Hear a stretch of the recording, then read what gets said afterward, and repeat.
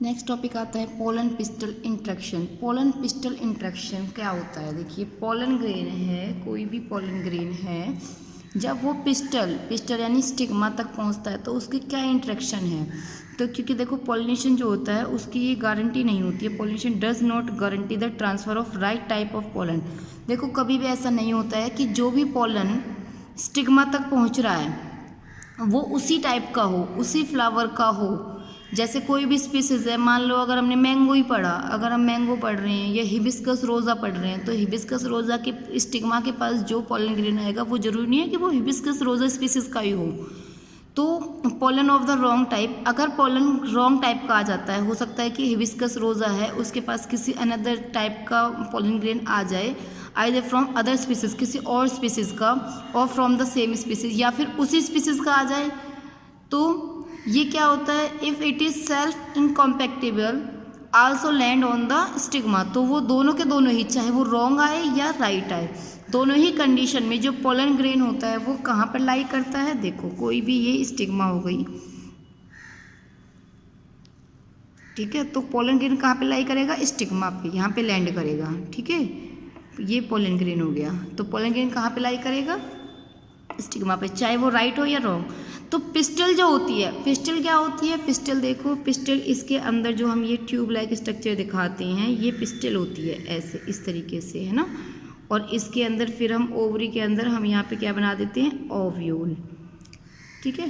तो ये क्या हो गया कि पिस्टल जो होती है, पिस्टल की ये एबिलिटी होती है कि वो रिकॉग्नाइज कर सकती है, वो पहचान सकती है कि वो जो पोलन उसके पास आया है स्टिग्मा के पास, वो सही है या गलत है, रॉन्ग है या राइट। अगर राइट होगा तो कॉम्पैटिबल, रॉन्ग होता है तो उसे हम बोलते हैं इनकॉम्पैटिबल।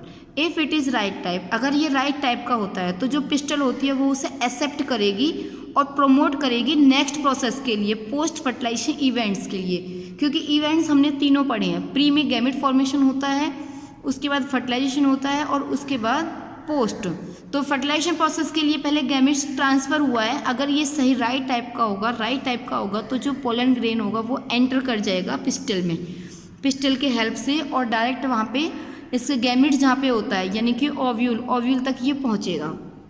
तो ओव्यूल तक पहुँचना, ओव्यूल के बाद फर्टिलाइजेशन प्रोसेस, तो जो पोस्ट फर्टिलाइजेशन इवेंट्स होते हैं वो यहाँ से स्टार्ट हो जाएंगे।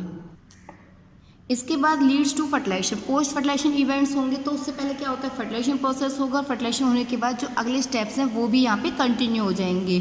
If the pollen is of the wrong type, अगर रॉन्ग टाइप का होगा तो जो पिस्टल होती है वो उसे रिजेक्ट कर देगी और पोलन के जर्मिनेशन प्रोसेस को स्टॉप कर देगी। क्योंकि पोलन पहले क्या होता है? जर्मिनेट होता है स्टिग्मा पे, जब वो pollen tube growth in the style, pollen tube जो होती है उसके अंदर ग्रोथ होती है उसकी स्टाइल में।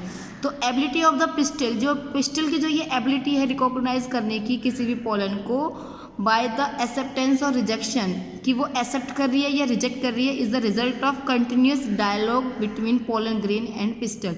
तो इसी को हम कंटिन्यूस डायलॉग बोलेंगे पोलन ग्रेन और पिस्टल के बीच में, कि यही उसकी इंट्रैक्शन है कि वो जो पोलन ग्रेन आया है वो उसके टाइप का है या नहीं है, ये उसकी खुद की एबिलिटी है कि वो उसे रिकॉग्नाइज कर सकती है। तो जो यही dialogue is mediated by chemical component, तो ये जो उसकी जो ये करैक्टर है, यही क्या है? केमिकल कंपोनेंट है जो कि पोलन को इंट्रैक्ट करता है, pollen interacting with those of the pistil, कि पोलन है वो पिस्टल के साथ इंट्रैक्ट हो। It is only in recent years that botanist, ये अभी जो बॉटनिस्ट हैं, have the able to identify, उन्होंने ये इस चीज़ को आइडेंटिफाई कर सकते हैं या उन्होंने किया है कि some of the pollen and pistil component and the interaction lead to the recognition followed by acceptance और रिजेक्शन। तो ये कह रहे हैं कि जो इंट्रैक्शन है वो किसके ऊपर डिपेंड कर रही है? एक्सेप्टेंस और रिजेक्शन के ऊपर, कि जो पिस्टल है उसने पोलन ग्रेन को एक्सेप्ट किया है या रिजेक्ट किया है। कि अगर एक्सेप्ट किया है तो पोस्ट फर्टिलाइजेशन इवेंट्स होंगे, और अगर रिजेक्ट किया है तो इवेंट्स नहीं होंगे। इसके बाद कॉम्पैटिबल पॉलिनेशन, कॉम्पैटिबल यानी उनको एक्सेप्ट कर लिया है। अगर एक्सेप्ट कर लिया है तो जो पोलन ग्रेन है जर्मिनेट ऑन द स्टिग्मा के ऊपर जर्मिनेट करेंगे पोलन ट्यूब में through one of the germ pore. क्योंकि पोलन ग्रेन की स्ट्रक्चर आपने की है, पोलन ग्रेन की जब हम स्ट्रक्चर करते हैं तो उसकी ट्यूब होती है और वहीं पर एक पोर भी होता है, जैसे ये पोलन ग्रेन होता है और इसको हम क्या बोलते हैं? जर्म पोर, तो जर्म पोर से एक पोलन ट्यूब है वो यहाँ पे रिलीज़ होती है, और ये जब रिलीज़ होती है तो ये एंटाइन लेयर से इस तरीके से ये डेवलप होती है। तो ये कहाँ पे होती है? पिस्टल के अंदर ही होती है। जब ये डेवलप होती है तभी two male gametes, two haploid cells, two male gametes यानी टू हैप्लॉइड सेल्स हैं वो डेवलप होंगी। ठीक है, तो जब ये डेवलप होंगी तो ये जो डेवलपमेंट प्रोसेस है वो स्टार्ट हो जाएगा।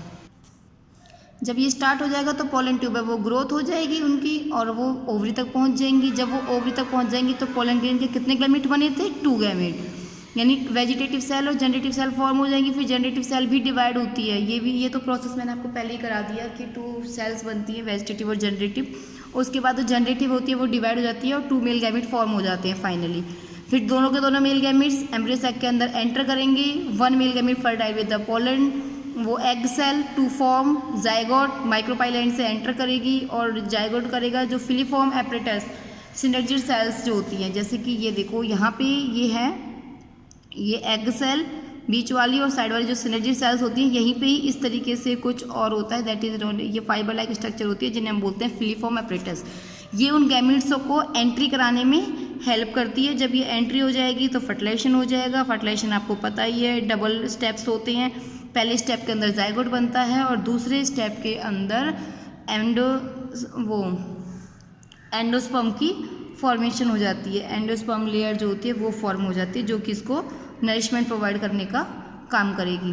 तो इसी तरीके से तो ये प्लांट ब्रीडिंग प्रोसेस है वो पोलन पिस्टल इंट्रैक्शन के ऊपर डिपेंड करेगा। पोलन पिस्टल इंट्रैक्शन से ही ये सारे के सारे स्टेप्स हैं वो कंप्लीट होती हैं, और इसी स्टेप से हम कुछ डिज़ायरेबल हाइब्रिड भी ले सकते हैं अगर हम फर्टिलाइजेशन खुद कराते हैं तो, इन द लेबोरेटरी स्टेप। ठीक है, तो लेबोरेटरी प्रोसेस के अंदर हम ऐसा कर सकते हैं। ओके।